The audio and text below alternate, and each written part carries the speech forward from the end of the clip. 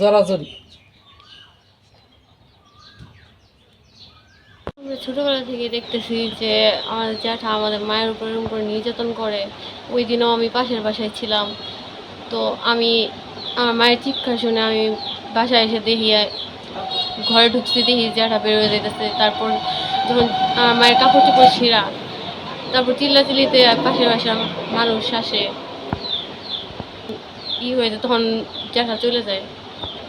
এসে দেখি আর কাপড় চোপড় ছিঁড়া, গালাগালি করতেছে, তুকমারানি হ্যান তেন এলে গালাগালি করতেছে। করতে করতে আমরা দাঁড়ায় থাকতেই আবার মারবার আইছে, মারলো। অর্ধের ছিল, আবার আমরা দাঁড়ায় থাকতেই আবার মার শুরু করছে। ওর ভাসুরও চেন দিয়ে বাইরে যাচ্ছে। আমরা গেছি, আমার ভাই গেছে, যা ফিরেইতেছে। ফিরেনির পরে আমার মারছে ঝটকানা মারছে। পরে আমি রাগ পাই যাই দাঁড়াই আছি। পরে আম করে কইতাছে, পুলিশ আইসে, সাক্ষী দিয়ে ফেললেন না, আমাকে কি সাক্ষী দিব? আপনার দেওয়ার ভাসুরে তো যায় মারতাছে, সাক্ষী কি দিব? সত্যি যেটা আমরা ওইটাই কইতাছি, আমরা দেখছি চোখ দিয়া। এই কারণে আমরা আয়সা দেখি যে এই ঘর থেকে দৌড় দিয়ে বাইরে সিপের মধ্যে ঢুকছে। ঢুকার পর আমার ছোট ভাই, আমার ছোট বোন, আশপাশে এই এলাকার যারা সবাই আছিল, আমরা বলছি যে এইভাবে মানুষের ছোট ভাইয়ের বউরে হস্তনস্ত করে, এরকম কি কোনো সমাজ আছে? আমরা বলার পর আমার বোনেরও মারতে গেছে, আমার ভাইয়েরও মারতে গেছে। পরে সবাই এগুলি দেখে চেন দিয়ে এই মহিলার চেন দিয়ে ঘরের মধ্যে পিটাইছেও। পরে আমরা দেখলাম কাপড় তুললে যে এইরকম কাপড় টাপড় চিরা নিজে বাঁচবার জন্য গেঞ্জি পর্যন্ত ধরছে। ধরার পরও মনে করেন এরকম এই ঘটনার চরিত্র আগে থেকেই খারাপ। এর চরিত্র অনেক বছর আগে থেকেই খারাপ। এর নদীর পারে টিটু বলে, উনি বলে সাংবাদিক। ওনার নাম কি? টিটু। এর চরিত্র খারাপ আগে থেকে, আমরা ছোট থেকে জানি যে চরিত্র খারাপ। আর বলে মানুষের কাছে যে এগুলি সাক্ষী দিব, এরা খারাপ, এরা এই সেই হ্যান তেন। এর বিষয় সারা জিনেগাতি এলাকা সবাই জানে যে চরিত্র খারাপ, জঘন্য খারাপ, আগে থেকে জানে। উনি জন্য ছোট ভাই বউয়ের সাথে যে আসলে ঘটনা কি? হ্যাঁ, ঘটনাটা সত্যই। আমরা দেখলাম যে ঘর থেকে বাইরে এলো বউ, ছোট ভাইয়ের বউ কাইন্দা দৌড় বাইরে আছে, কাপড় টাপড় চিরা। ঘর থেকে ওইও বাইরে এলো, ছোট ভাইয়ের বউ আমার মাইরে আলাইতেছে কয়ে দৌড় বাইরে। আমরা সবাই আয় দেখি যে ঘটনা সত্যই। সব মশার বিরুদ্ধে সুরক্ষা দিতে এলো বসুন্ধরা এক্সট্রিম অ্যারোসল, মশার বিরুদ্ধে এক্সট্রিম সুরক্ষা। আমার ওই পিছন দিয়া এই যে দিক দিয়ে টিন আছে, টিন ভাগ করে দেয় দিকে সাইড। আমার ওই দরজা খুললে ইন্দা এই দরজা দিয়ে আসে। পরে আমার শীঘ্র চাকরি শুনলে দৌড় পরে আসে। পরে ধর্মার ধরছে যা বাচ্চা করে না। পরে সবাই আসে বসতে, যা পারা আসতে। ওই পিছনে তখন করতেছে জমি নিয়ে আসন করতে বলে, বাধাই দিল। পরে আমরা তো এইটা নিয়ে চিল্লাচিল্লি করতেছি, আমরা ইয়ে করতেছি। ও খালি ওর কথাই মানুষের শুনে, আমার কথা শুনে না কেউ, নিরীহ মানুষের কথা কেউ শুনে। এই অবস্থা করে আমার খালি রিংটা হাতে নিজেকে গলার চেন দিয়ে ই করে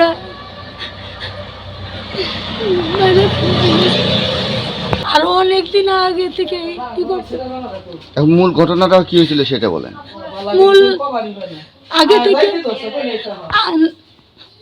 আগে থেকে না একটু আমার সাথে ভাব ছিল। ভাব ছিল, ভাব থাকতে আমি ওই জায়গা থেকে এই জায়গায় এসে পড়ছি।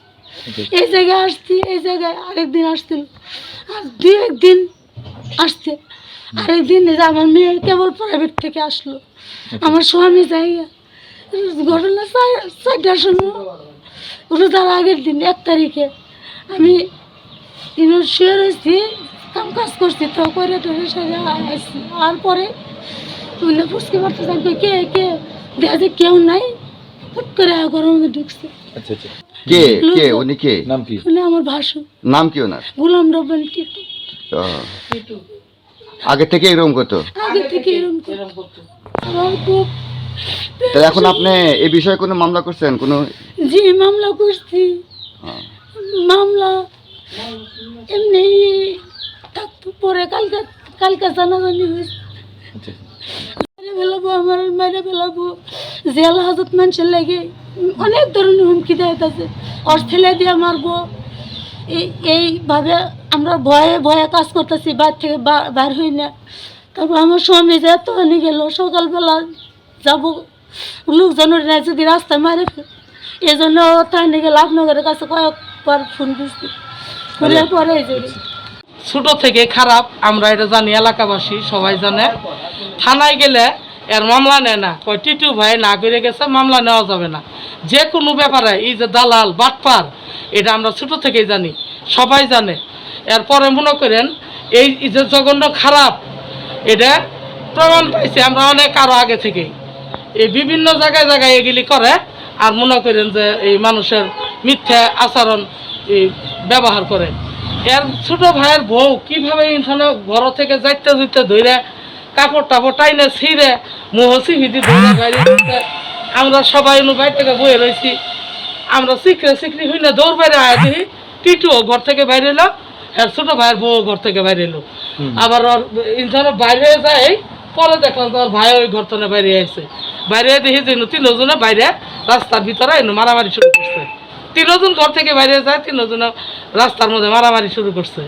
মারামারি করার পর আমরা কইছি, এলাকাতে গেলে কি শুরু করছ তুই? এলে ভাসুর হয়ে ছোট ভাইয়ের বউর সঙ্গে এই ধরনের আচরণ ব্যবহার এগুলি করতেছস, এটা তো করা ঠিক না।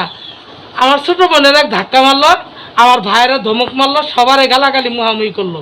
কইরা কয় হ্যাঁ বেশি, এই থানার পুলিশ আনছে, পিছে পিছে পুলিশ আনছে। পুলিশের কয় কি আমগরে কয় কলে সাক্ষী দে, সাক্ষী দে। নাম কি ওনার বলেন? এই টিটু বলে, কয় কি কয় পুলিশ দারোগা থানায় থেকে আনছে গাড়ি বইরে আইনে, কয় কি কলে যে সাক্ষী দে, সাক্ষী দে। তারা সাক্ষী দিবি, তারা সাক্ষী দে। ওর ভয়ে পুলিশ দারোগা মুখে রুমাল লাগায় থানায় চলে গেছে। তো পুলিশ দারোগা ওর সাক্ষী নিতে চায় না, ওর মানুষের সাক্ষী নিতে চায় না। থানায় মামলা নিয়ে গেলে থানাওয়ালারা বলে টিটুর হুকুম ছাড়া আমরা মামলা নিতে পারবো না। কেন? টিটু কি হাতির ফুটকি দিয়ে বাইরেছে? টিটু কি ওই কি দেশের কোনো রাজা না? বড় ধরনের হলো বড় ধরনের আমলিকের নেতা ছিল আগে, চামচাগিরি করছে আগে। আর এখনকার বিএমপি চাপছে, ছাত্র জনতা দেশ স্বাধীন করছে, এখনকার ঢুকছে যায় বিএমপি ইয়ের মধ্যে, চাইলের মধ্যে বুঝাইতেছে যে আমি বিএমপি। এই তো আগে থেকেই রাজাকার, এই আগে থেকেই জঘন্য খারাপ, বিভিন্ন ধরনের কাজ করতো আগে থেকেই, আমরা জানি। এই জঘন্য খারাপ চরিত্র, আর অনেক আগে থেকে খারাপ চরিত্র, অনেক আগে থেকে খারাপ। এর চরিত্র আমরা ছোটবেলা থেকে জানি যে চরিত্র খারাপ।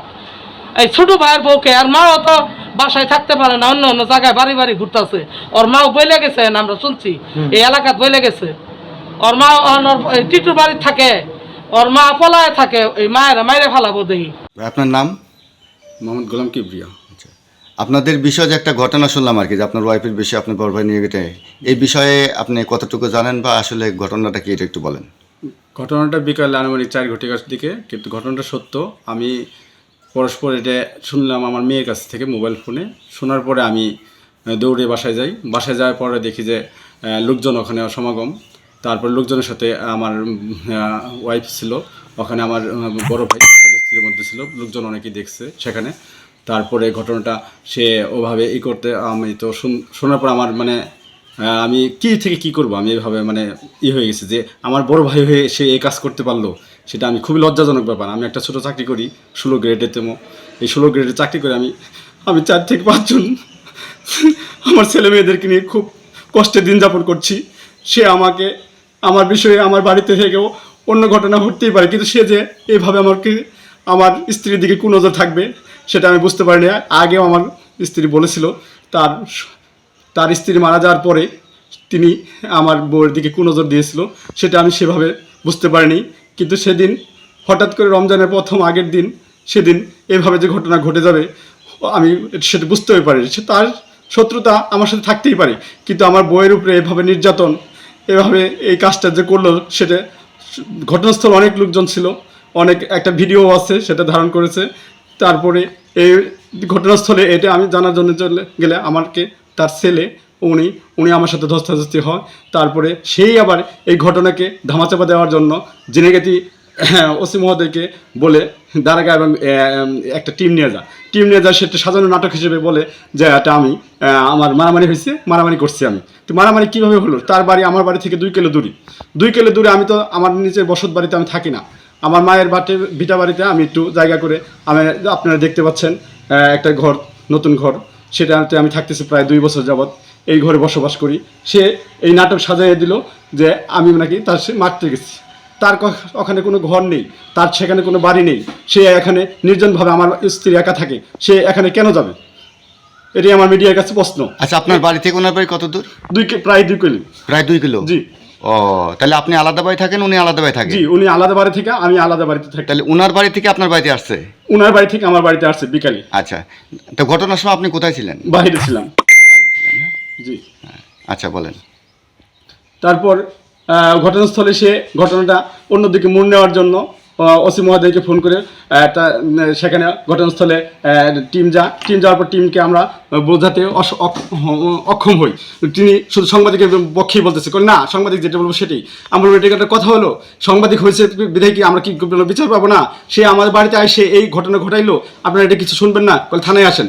থানায় পরে আমি গেলাম, থানায় সেভাবে শুনতে নারাজ হওয়ার পরে আমার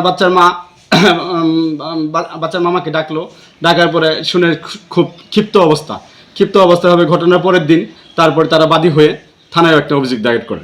সেই অভিযোগ দায়ের করার পরে তিনি ওসি মহোদয় সাহেব সেটা নাকচ নেননি। তারপরে ঘটনার 2 দিনের পরেই সেটা আদালতে মামলা দায়ের করা হয়েছে। আপনি প্রথমে থানায় মামলা করছেন? অভিযোগ দায়ের করছেন। আচ্ছা, অভিযোগ দেওয়ার পরে ওখান থেকে কোনো পদক্ষেপ নেয়নি।